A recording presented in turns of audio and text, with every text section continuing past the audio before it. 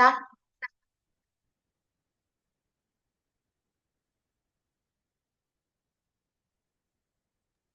share screen gak?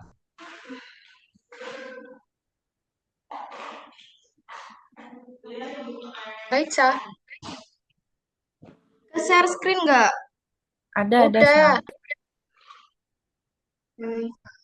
Recording in progress.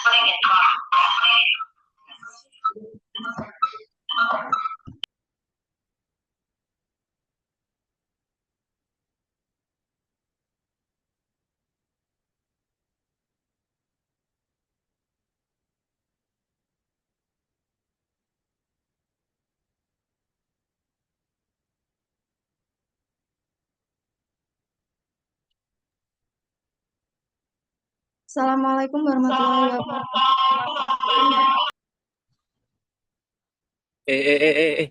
Dengung, dengung. Assalamualaikum warahmatullahi wabarakatuh. Shalom, Om Swastiastu, Namo Buddhaya, salam kebajikan bagi kita semua. Sebelumnya, perkenalkan kami dari kelompok 8. Di sini kami akan menyampaikan hasil diskusi kami terkait Undang-Undang Majapahit. Menurut kami, di sini terdapat 4 pasal kontroversial. Sebelumnya, izinkan saya untuk memperkenalkan diri saya sebagai moderator. Saya Getza Zahira dengan NIM 13123.006. Selanjutnya, rekan kelompok saya yang pertama yaitu ada Raifa Kamoranesi dengan NIM 1312332, yang kedua yaitu Cahaya Dewi Artanti dengan NIM 13123.067.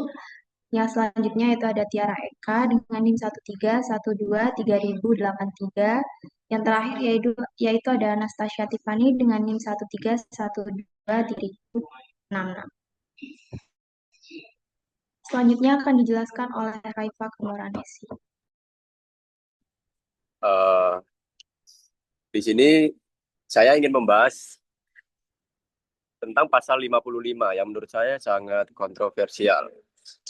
Pasal 55 berbunyi, jika pencuri tertangkap dalam pencurian, dikenakan pidana mati. Anak istrinya, miliknya, dan tanahnya diambil alih oleh raja yang berkuasa.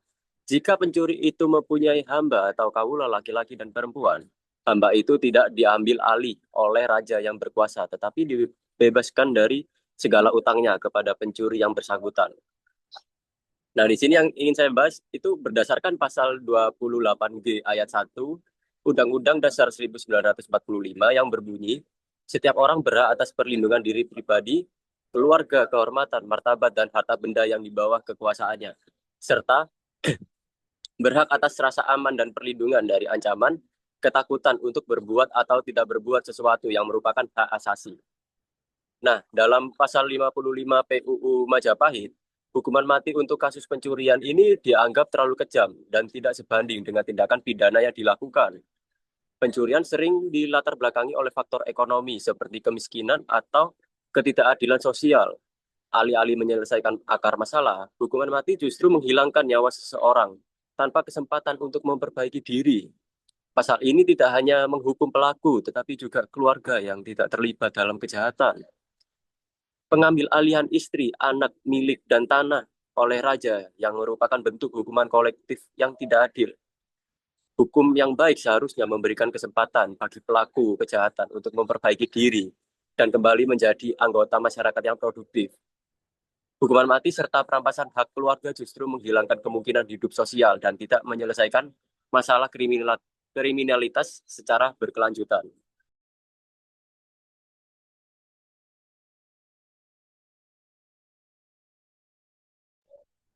Pasal selanjutnya akan dijelaskan oleh Cahaya Dewi Artanti.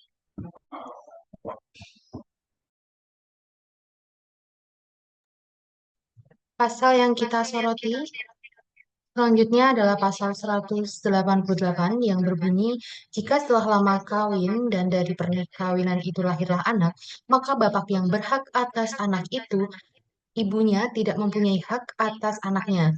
Jika anak itu dikawinkan oleh ibunya tanpa perintah ayahnya, maka ayahnya berhak menceraikan anak perempuan itu kalau menantu itu kurang disukai. Ibunya harus mengembalikan tukon kepada pemuda yang ditolak oleh ayahnya. Hal ini mengesampingkan kesetaraan gender dan ketidakadilan dalam pembatalan perkawinan. Ini bertentangan dengan prinsip kesetaraan gender yang diakui secara luas dalam hukum modern dan norma sosial. Seorang ibu seharusnya memiliki peran yang sama pentingnya dalam membesarkan dan merawat anaknya, sama seperti hak ayah. Jika dilihat pada Undang-Undang Dasar Negara Republik Indonesia tahun 1945, ayat 20, pasal 27 ayat 1, di mana pasal ini itu mengutamakan persamaan kedudukan di hadapan hukum yang bertentangan dengan diskriminasi hak antara ayah dan ibu yang seharusnya mempunyai hak sama atas mengasuh anak.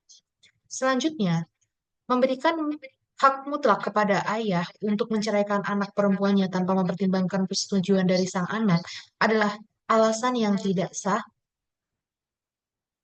dan tidak adil. Hal ini berdasarkan Undang-Undang Perkawinan, di mana perkawinan seharusnya didasarkan pada persetujuan kedua belah pihak.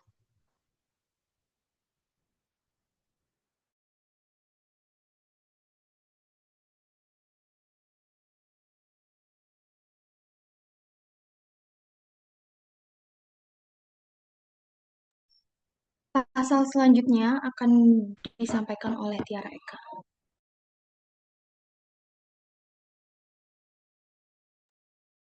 Pada pasal 200, yaitu yang berbunyi, barang siapa pergi ke tempat tidur perempuan yang telah bersuami dengan maksud menidurnya, dendanya 2 laksa. Dan jika perempuan itu meloloskan diri dari pelukannya, denda itu diserahkan kepada suami sebagai penebus hidupnya. Jika dia berhasil menidurinya, dikenakan pidana mati oleh sang suami. Kami kontra dengan pasal ini karena mengapa sang suami saja yang berhak untuk menghukum mati si pelaku? Karena akan lebih baik jika perkara tersebut dilimpahkan ke pengadilan saja dan hakimlah yang memberikan hukuman yang setimpal dengan perbuatannya. Dan bisa saja kejadian ini tersebut sudah direncanakan oleh suami dan istri untuk memperoleh suatu keuntungan atau adanya dendam pribadi. Jadi, menurut kami terlalu berat dan kejam untuk memvonis adanya hukuman mati dan tidak adanya hak asasi manusia untuk hidup. Dan untuk hak untuk hidup dijamin pada pasal 28A Undang-Undang Dasar 1945 yang berbunyi, setiap orang berhak untuk hidup serta berhak mempertahankan hidup dan kehidupannya.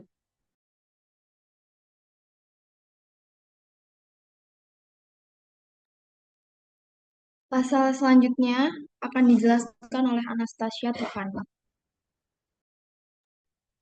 Baik, di sini saya akan menyampaikan ketidaksetujuan saya mengenai pasal 207 ini. Di pasal 207 mengatakan bahwa barang siapa memegang seorang gadis, kemudian gadis itu berteriak menangis, sedangkan banyak orang yang mengetahuinya, buatlah orang-orang itu saksi sebagai tanda bukti. Orang yang memegang itu kenakanlah pidana mati oleh raja yang berkuasa. Sedangkan apabila kita melihat pada pasal 205, mengatakan bahwa barang siapa menegur seorang gadis, mengajak lari, berkata manis, kemudian mengajak ke tempat sepi, ia adalah bandot. Jika ada orang yang demikian, harap dikenakan denda 4 kali oleh raja yang berkuasa. Menurut saya, sudah tepatlah di pasal 205, orang yang memiliki unsur kesengajaan dihukum dengan hukuman yang setimpal, yakni denda 4 kali oleh raja yang berkuasa. Kita lihat pada pasal 205 ini, sudah jelas bahwa di dalam pasal tersebut memiliki unsur kesengajaan. Namun, dalam pasal 207, belum tentu ada unsur kesengajaan. Namun, di dalam pasal 207 itu, dikatakan bahwa apabila ada orang yang memegang itu, maka kenakanlah pidana mati oleh raja yang berkuasa. Saya menyoroti dalam asas praduga tak bersalah, yakni yang merupakan salah satu prinsip hukum yang fundamental dalam sistem peradilan pidana, menyatakan bahwa seseorang dianggap tidak bersalah sampai terbukti bersalah di pengadilan. Maka dari itu, berdasarkan asas praduga tak bersalah ini, seharusnya tidak hanya karena seorang gadis yang teriak menangis, maka langsunglah orang tersebut dipidana mati. Namun seharusnya ada pengadilan yang mengadili perkara tersebut dan memberikan hukuman yang setimpal dan sebenar-benarnya. Dilihat lagi bahwasanya pidana mati itu sangat tidak relevan di kehidupan kita saat ini karena sangat-sangat bertentangan dengan hak asasi manusia. Sekian dan terima kasih.